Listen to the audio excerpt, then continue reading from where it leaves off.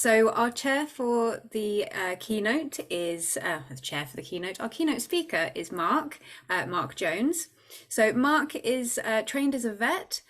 He worked for many years in fish health and disease control before spending 5 years traveling extensively and working on rescue and rehabilitation projects.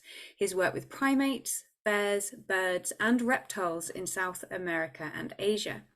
Mark has master's degrees in both aquatic and wild animal health. He has several years' experience in the non-government animal protection sector, covering international wildlife trade, wildlife management, and animal welfare issues.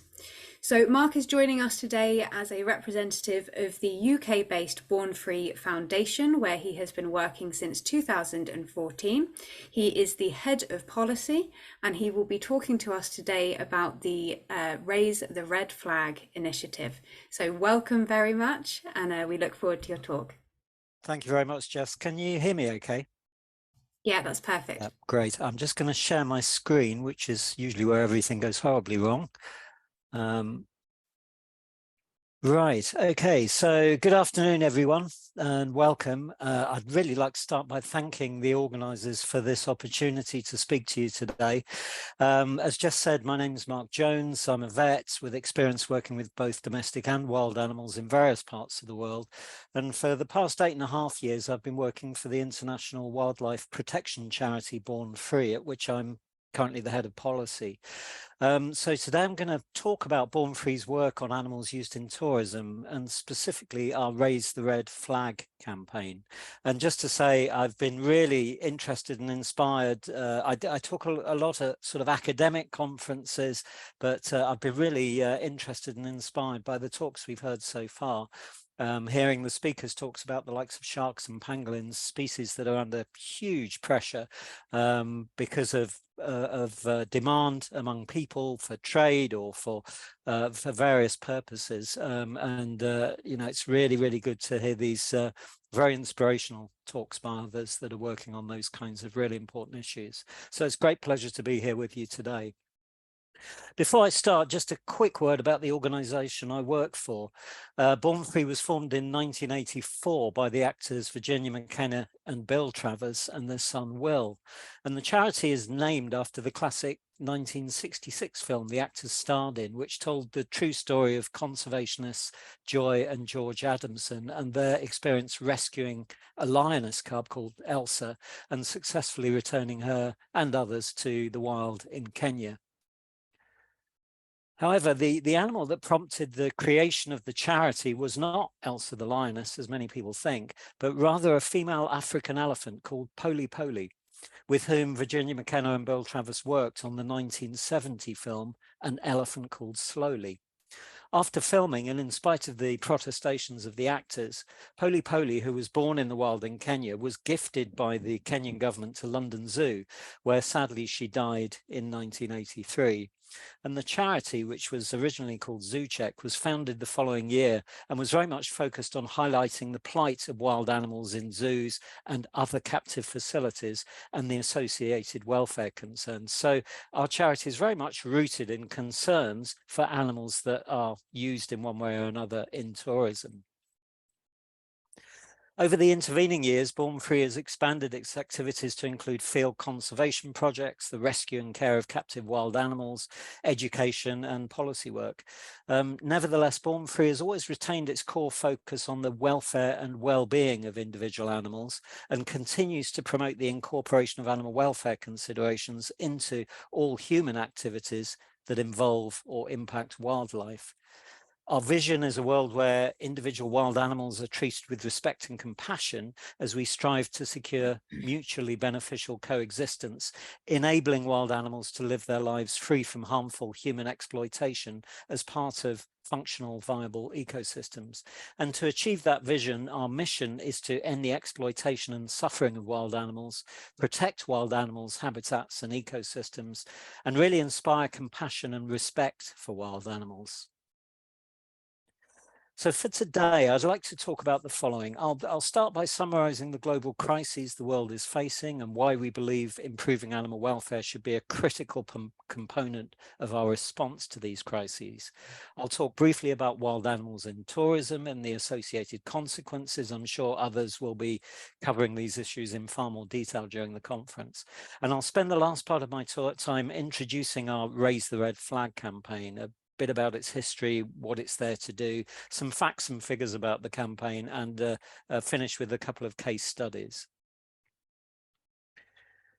So animal welfare is important. The cumulative impacts of climate change, habitat loss, habitat degradation, pollution, escalating exploitation, invasive species, and some of the responses to the COVID pandemic are resulting in a sort of tsunami of pressures on wild animals. They're devastating for species and biodiversity conservation, and these pressures can only exacerbate welfare harms.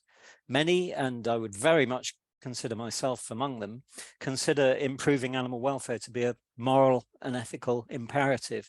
However, it's a real challenge to get policymakers to recognise the importance of animal welfare, especially in relation to wild animals. Nevertheless, the global crises we are currently sort of grappling with could provide opportunities to promote the importance of animal welfare. So let's have a quick look at those global crises and what they mean for animals. First, we have the climate crisis. Global warming, largely driven by greenhouse gas emissions, is presenting enormous dangers and challenges for all life on Earth, as we all know. Since the mid-1800s, increasing emissions of CO2 and other greenhouse gases have resulted in a slow but inexorable rise in global temperatures. There's been a major acceleration since the 1980s with exponentially increasing human populations and global industrialization, and this is resulting in long-term changes to our climate. It's generally accepted that anything above a 2 centigrade rise would be catastrophic, and current efforts aim to limit warming to an average rise of 1.5 degrees. But to achieve that, we need to reduce global net CO2 emissions by about 45% from 2010 levels by 2030, reaching net zero around 2050. And at current rates of progress, we will fail to meet those targets. Global warming is a key driver of the second crisis, namely the crisis facing biodiversity. Since around the year 1500, over 600 vertebrate species are thought to have gone extinct. And there are some high-profile examples depicted here. The dodo, the flightless bird, indigenous to Mauritius, disappeared in the 1660s and you know, in many ways has kind of become the poster animal for the extinction crisis. The mamo, a Hawaiian songbird, disappeared in 1898. The last North American passenger pigeon died in the early 1900s, and the thylacine, or Tasmanian wolf, became extinct in the 1930s. But of course, these examples are just the tip of a much bigger and more recent iceberg. Since the late 1970s, vertebrate and freshwater animal populations have declined by an average of 68 and 84% respectively. Those are really frightening figures. And since the late 1900s, the number of species across all taxa classified as threatened by the International Union for the Conservation of Nature's Red List has increased from around 10,500 to more than 42,000. That's more than a quarter of all the species that they've assessed. In 2019, a global network of scientists published their Global Assessment Report on Biodiversity and Ecosystem Services, and they concluded that 1 million species are at risk of extinction, 1 million species. Nature's decline is unprecedented, extinction rates are accelerating, the current global response is inadequate, and that transformative changes are needed to our relationship with nature in order to restore and protect it. And they identified overexploitation as the second most important driver of biodiversity loss, behind changes in land and sea use. And of course, the use of animals in tourism represents part of that exploitation. And of course, we've been in, and are still in, the midst of a global human health crisis.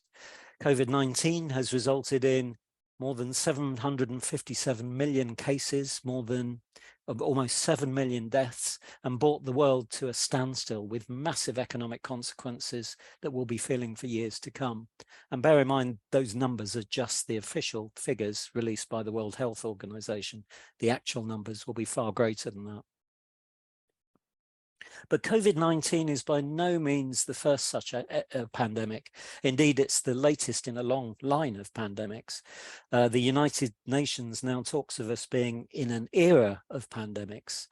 Something like 3/4 of new and emerging infectious diseases that affect people are of zoonotic or animal origin, and more than 70% of those originate from wildlife. Pathogens emerge and spill over at the interfaces we create between animals, both wild and domestic, and people. And it's estimated that as many as 1.7 million currently undiscovered viruses might exist in mammal and avian hosts, around half of which could have the potential to infect people. And bats, rodents, primates, and some birds are considered to present the highest risk. We've seen the recent emergence of monkeypox and highly pathogenic avian influenza, or H5N1, two more viruses that could have the potential to cause further havoc. So why are zoonoses and pandemics becoming so much more common? Well, it reflects the way humans interact with and exploit wildlife and the natural world. We're seeing relentless development in pursuit of economic growth. This is resulting in destruction of wildlife habitats on a massive scale, which grants access to wildlife for traders and poachers like never before. And expansion of human settlements increases contact and conflict with wild animals. And of course, we're seeing exponentially increased levels of wildlife trade and exploitation, and the commodification of wild animals as exotic foods, traditional medicines, health tonics, pets, high-end gifts, status symbols, or investments. And we're also seeing massively increased uses of wild animals in tourism. And we've heard about some of the impacts of some of those demands that are placed on animals in previous talks. The exploitation of and trade in wild animals can be both legal and illegal. Wild animals are collected, farmed, transported, exported, and traded in huge numbers for all kinds of purposes, often enduring pretty appalling conditions. Their crowding, stress, and injury provide the perfect environment for pathogens to spread and mutate. And their close proximity to people, when they're traded, sold, or used, creates the perfect opportunity for human transmission. Once small-scale subsistence uses of wildlife have become commercialized on a massive scale, boosted by unfettered global communications and travel infrastructures. And this has dire consequences for conservation, human and animal health and welfare. Note the more threatened species, if you look at the graph down in the bottom right there, the more threatened species tend to be the most traded, and that's no coincidence. So the three major crises are all interlinked. You can't find solutions to them in isolation from each other. Protecting nature and wildlife is key to climate change mitigation. Nature absorbs greenhouse gases, provides a natural carbon store, buffers against extreme weather and its consequences. Conserving ecosystems is more cost-effective than human-made interventions to protect us against climate change. And that's why we're seeing more and more talk of nature-based solutions and ecosystem-based approaches to climate change. And some really interesting work by a group called Rebalance Earth is showing us the carbon sequestration value of individual animals such as great whales and elephants, and how to measure and realize this value through carbon markets. Do check out the Rebalance Earth website. It's rebalance.earth to find out more about this fascinating initiative. Limiting global warming is also key to protecting wildlife and nature, because as the world warms up and environments change, many animals and plants find it increasingly difficult to thrive. And this has profound impacts on wildlife populations and the wider ecology, including shifts in species abundance and distribution and changes to predator-prey relationships. And of course, protecting nature and wildlife is also key to preventing future pandemics. As we've said, most pandemics originate in wild animals, but it's only when we disrupt, exploit, and stress them that their potentially zoonotic pathogens are likely to proliferate, spill over to other species, mutate, and potentially infect people. So looking after wild animals and their habitats is vital for climate change, it's vital for pandemic prevention, and it's vital for biodiversity. And this is the message that we need to take to politicians and decision makers. So how does animal welfare fit into all these considerations? I'd like to quote Paula Arcari, the Leverhulme Early Career Fellow at the Centre for Human Animal Studies at Edge Hill University. She said, sitting alongside and intertwined with climate change and the relentless destruction of wild nature, the global COVID-19 pandemic should have instigated serious reflection on our profligate use and careless treatment of other animals. And that mainstreaming and normalizing critical perspectives on animals has never been more necessary. Thus far, we've failed to grasp this pivotal moment to transform our relationship with animals that's been presented to us, if you like, by the COVID-19 pandemic. Many other writers and thinkers have also been speaking and publishing about the need for transformative changes to our relationship with wildlife and the natural world. As I said at the start, many see respecting and improving animal welfare as an ethical and moral imperative, as do I. But if we're going to persuade decision makers of its importance, we need to see it as a vital component of successful wildlife conservation and ecosystem protection and restoration, by extension of climate change mitigation, and of preventing and mitigating the risk of future pandemics. So animal welfare is a very practical as well as a moral and ethical consideration. So what's all this got to do with our wild animals in tourism? Well, wildlife tourism is, of course, often spoken about as part of the solution to the biodiversity crisis.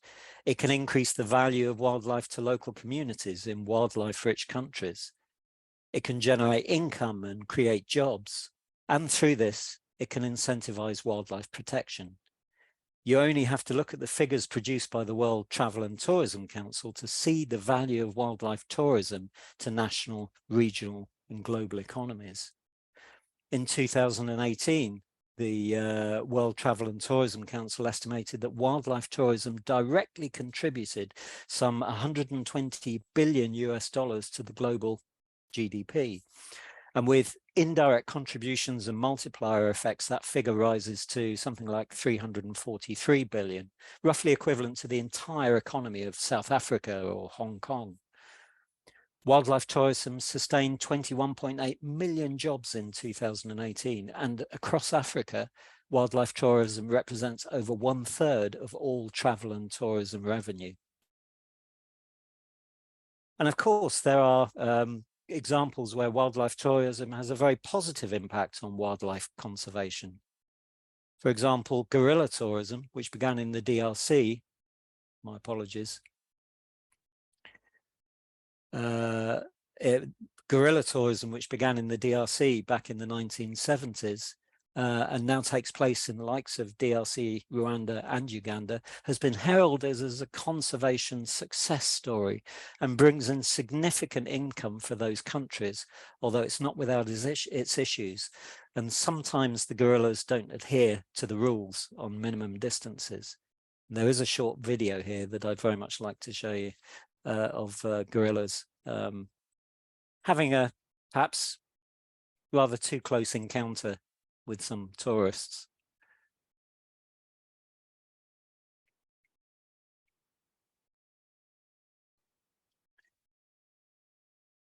But in many cases, as we all know too well, huge numbers of wild animals are exploited for tourism with massive negative consequences.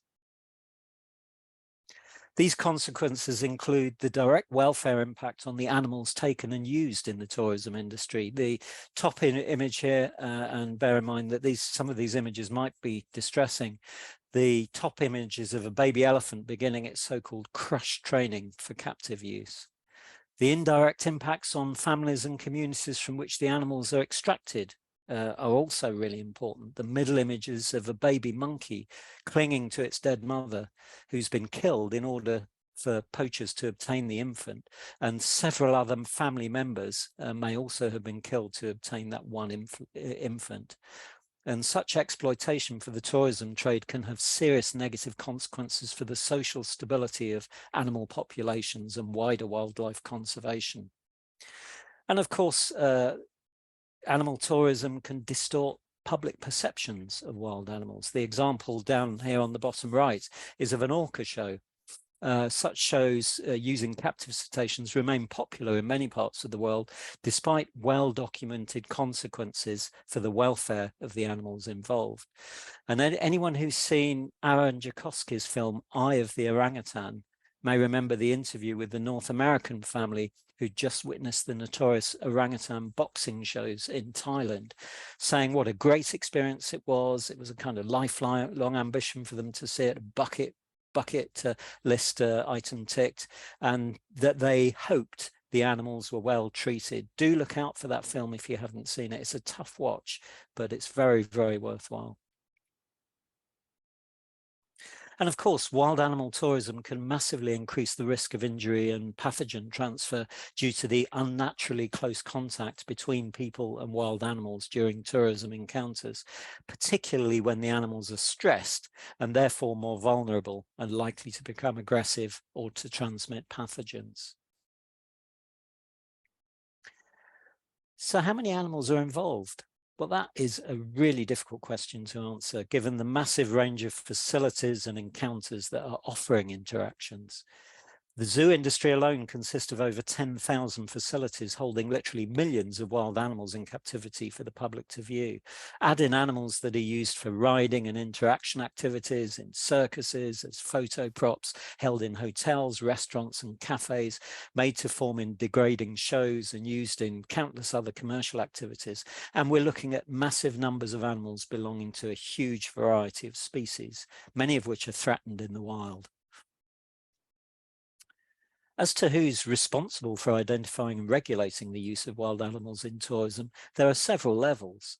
International organisations such as CITES, the Convention on International Trade in Endangered Species of Wild Fauna and Flora, is responsible for regulating trade in threatened species, but this only applies to international trade in those species listed on the CITES appendices, and it doesn't have any jurisdiction at the national level.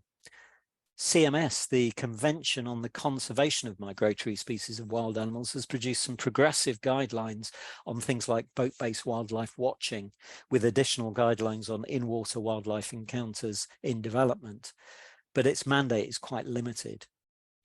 National governments have a vital role to play. Here in the UK, the Department of Environment, Food and Rural Affairs published its Action Plan for Animal Welfare back in 2021, which, among many other things, included proposals to ban the advertising and sale in the UK of animal attractions or tourism activities overseas that involve low animal welfare standards, such as elephant riding. However, government has failed to table the legislation, and it currently hangs on a so-called private members bill tabled by an individual member of parliament, which has far less chance of becoming law. Of course, the travel industry has a huge part to play, and many animal welfare organisations have worked closely with travel industry representatives and members to create standards and criteria based on animal welfare concerns. World Animal Protection's Tracking the Travel Industry report provides a really useful overview of the degree to which different players in the industry are taking action. And of course, the travelling public has a massive role to play. It's the public that create the demand by visiting and paying for animal attractions and encounters. But their passion, concern and mobilisation is also key to finding solutions. Which brings me to Born Free's Raise the Red Flag initiative. As I've said, Born Free was originally founded on concerns for animals exploited for human entertainment, specifically zoo animals. And early on in the charity's development, we began to receive feedback from supporters expressing concerns about particular encounters or activities that they'd come across. Being a relatively small organisation, we wanted to develop a mechanism by which our supporters and wider members of the public could report to us encounters they experienced where animals are exploited for tourism and public entertainment. So we established what we originally called our Travellers Animal Alert Programme in the year 2000, which by 2019 had generated some 16,000 reports from members of the public. In 2019, in conjunction with environmental photojournalist and filmmaker Aaron Jakosky, who I mentioned earlier, and with the help of our patron and well-known singer and presenter Molly King, we rebranded Travellers Animal Alert and relaunched it as Raise the Red Flag. And I'd just like to start with a short video we produced describing the program. I don't know if the sound is going to work, but it is subtitled. So if the sound doesn't work, I do apologize. Right, let me see if I can.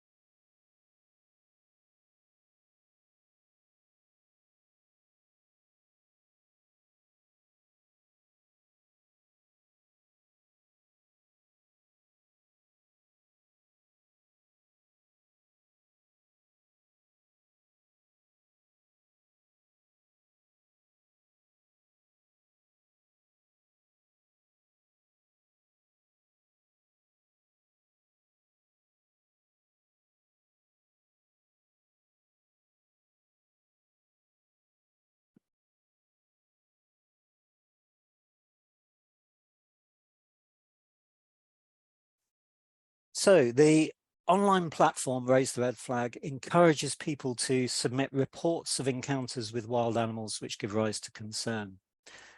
We ask people to tell us where and when they witnessed the experience, the country, the exact location and the date and so on, and to provide a short description of what they saw. We also encourage them to upload any images or videos they might have taken and to provide their details so we can contact them.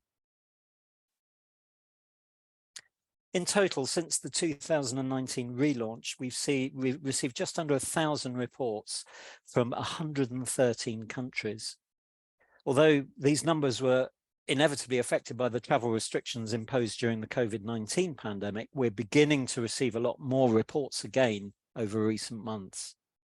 And historically, the UK, Spain, the US, Thailand, Mexico and Morocco have been among the top countries we've received reports from over the years. Bear in mind, we're a UK-based organisation, although we operate globally. So many of our supporters are based here in the UK. So you'd expect a sort of overrepresentation of reports coming from our UK supporters about UK specific encounters. But as you can see from the map there, the reports we're getting come from all over the world. Of the reports we've received since the relaunch, about 70% have been about zoos and aquariums. About 10% have been about animals used as photo props. 6% have been about animals at hotels, cafes, restaurants, and other such facilities. And the remainder relate to performing animals, captive cetaceans, exotic pets, circuses, elephant camps, and a small number to animal sanctuaries. So what do we do with this information? Well, clearly Born Free can't deal directly with every circumstance that's reported to us. So the platform gives members of the public advice on the actions they can take as individuals. These actions include things people might be able to do at the time such as alerting a keeper to an animal in distress. They include contacting the captive facility or attraction directly. Many places claim that they never receive any complaints about the treatment of their animals. So it's really important that the attraction or facility hears directly from concerned consumers and international tourists. And of course, they can contact the local tourism agency or office, and we try and provide details, find out and provide them with details of where to go to make those kinds of complaints. For UK citizens, we provide details of how they can lodge a concern with the ambassador or high commission in the country they're visiting, and how people can contact their members of parliament or the local licensing authorities for attractions or zoos in relation to UK-based attractions. We also encourage people to contact their tour operators, travel agents, national or regional zoo associations, or the hotels that house or recommend attractions. Reputable companies should be obliged to investigate concerns involving any animals seen on an excursion or at a hotel or facility booked through or promoted by them. And this also reminds companies that they need to take animal welfare concerns seriously. In addition, people can take their concerns to local news and media outlets and social media, and we encourage them to outline them in their reviews on TripAdvisor and other review platforms. They can also contact publishing companies or authors of magazines, brochures, or other guides that recommend or promote captive animal facilities or attractions. And sending accompanying photos and videos of the animals involved can be really helpful in evoking potential interest in covering the issue.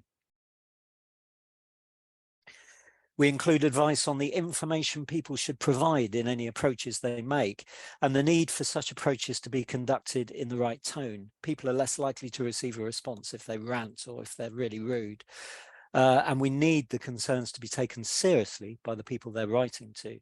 And the kind of points we suggest people include are obvious things like where and when they've seen the incident, where the animals were exactly, the name of the facility involved and its location, what people personally witnessed, including the conditions the animals were in, how they were being treated, any tricks they were being forced to perform.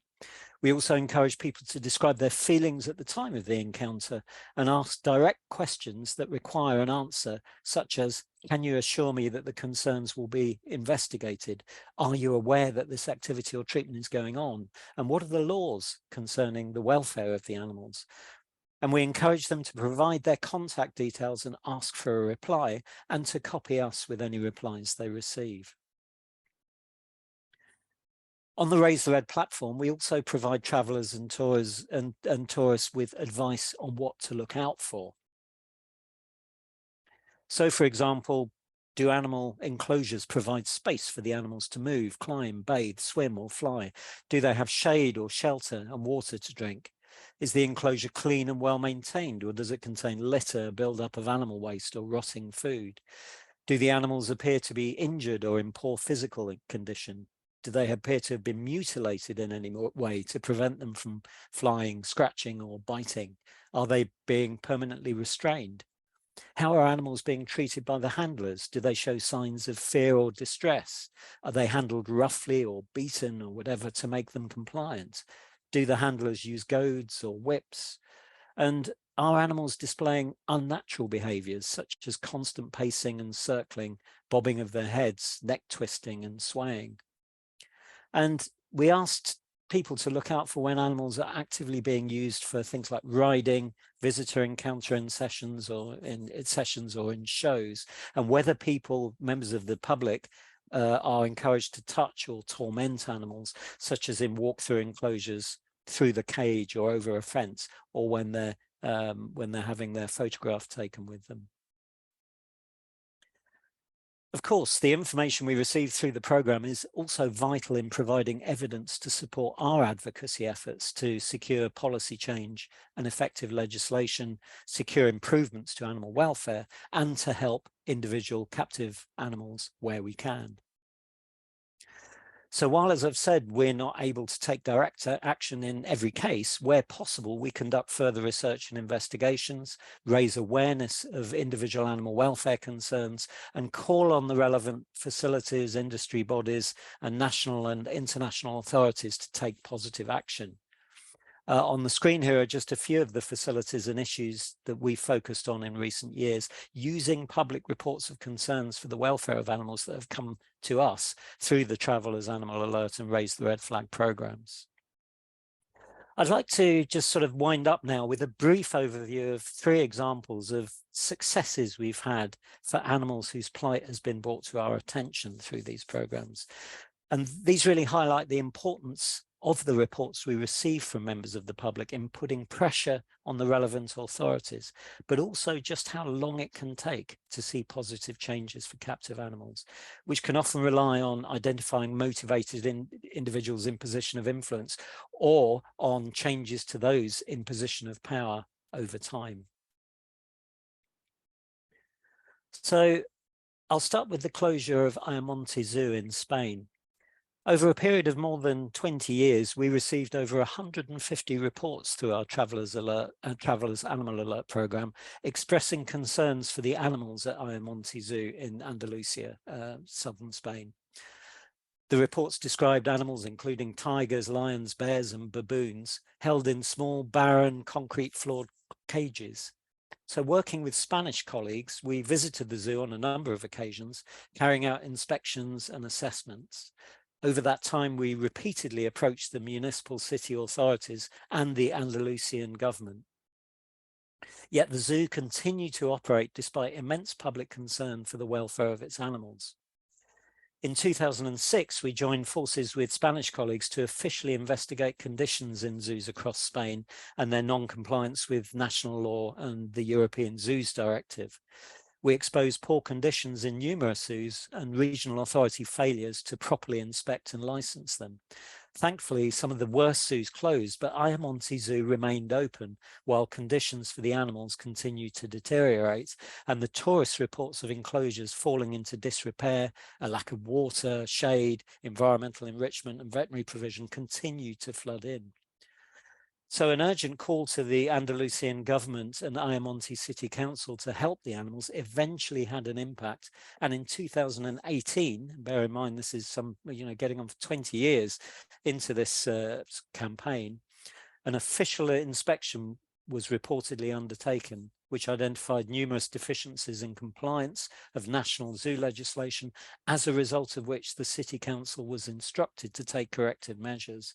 And the zoo was finally closed in 2019, and the animals were relocated with the help of Spanish animal welfare groups, eventually finding new homes in sanctuaries and rescue centres in Germany, the UK, Belgium, and elsewhere. And in 2021, we provided Sandro, the tiger from the zoo, with a lifetime home at our partner sanctuary in Italy.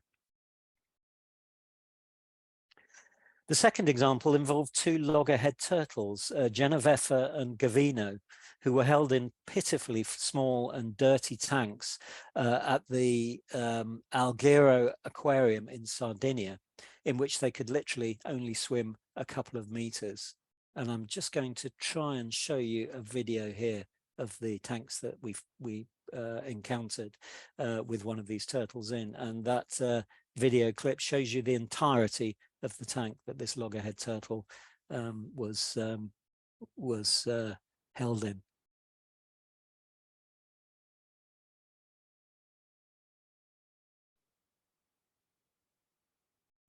Both of the turtles had originally been taken from the wild. Genoveffa had been at the aquarium for 34 years and Gavino for 15. Now, on the back of concerns from tourists that spoke out and sent us their photographic and video evidence, we launched a campaign to urge the Italian authorities to investigate. It was a slow process because of concerns for their health. They were underweight, had poor muscle tone, thin brittle shells, and were covered in algae and parasites. The turtles were eventually seized by local authorities in 2011 and transferred to a recovery centre for sea turtles and marine mammals in Sardinia. At the recovery centre, they were given expert veterinary treatment and care, and over several months, their condition improved dramatically. They were identified as good candidates for release. Then in 2012, the aquarium owner won a legal appeal against Genoveffa's seizure. That was the turtle that had been there longer, on a technicality, and she was reluctantly returned to the aquarium. We launched a further campaign, which alongside a public outcry led to legal action against the aquarium owner for holding animals in substandard conditions. And in 2013, Genoveffa was transferred back to the recovery centre. Several years further rehabilitation and legal disputes followed until in October 2021, as you'll have seen from the video, they were finally released into the Mediterranean off the coast of Western Sardinia, which was extensively covered by Italian media outlets. Both turtles were satellite tagged to enable post-release monitoring via GPS, and Born Free has been following updates on their progress since their release, and they both appear to be doing well. Gavino has travelled over 5,500 kilometres since the release. Genoveffa was initially more reserved, although the last satellite data showed that she'd spent a few weeks in the stretch of sea between Sardinia, Tunisia and Algeria. And the satellite data shows that both have been diving to depths of up to 60 meters, which suggests they're feeding well. The final example involves two male bottlenose dolphins who arrived at the mountain resort of Hisaronu in Turkey. I probably pronounced that wrong, from a local dolphinarium in the back of a refrigerated truck in 2020. They were put in a shallow, dirty, chlorinated swimming pool in order for paying tourists to swim with them during the summer season. However, the Russian businessman who set this thing up hadn't accounted for the huge public outcry that would follow. Born Free was contacted by concerned individuals in Turkey through our Travellers Animal Alert programme. Peaceful demonstrations were held at the pool, and a Facebook campaign attracted over 21,000 supporters. With a local network known as the Dolphin Angels, Born Free brought Tom and Misha's plight to international attention, and our Back to the Blue campaign was launched to rescue them. Eventually, following extensive negotiations, the dolphins were turned over to us.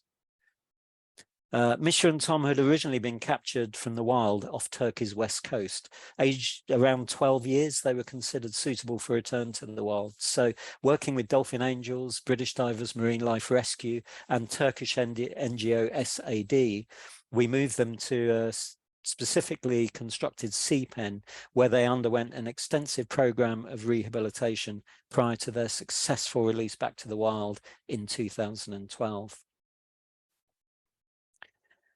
And here, hopefully, is a short video of their release. Again, I don't know if the sound will work, but it's not essential.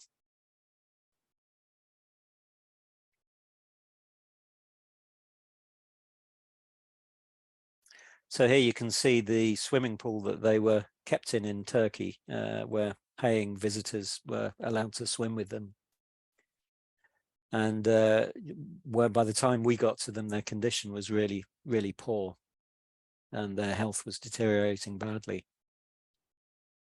And they underwent 2 years of rehabilitation to bring them back to full health, during which they learned to hunt and their diet improved dramatically.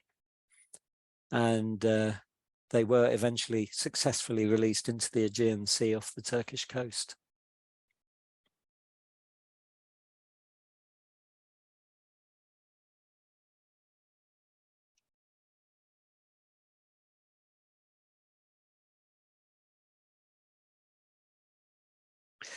Of course, we also use the collated information from our Raise the Red Flag reports to advocate for changes in legislation and policy at international forums, with national governments and with industries and individual facilities, alongside many other partner organisations and individuals.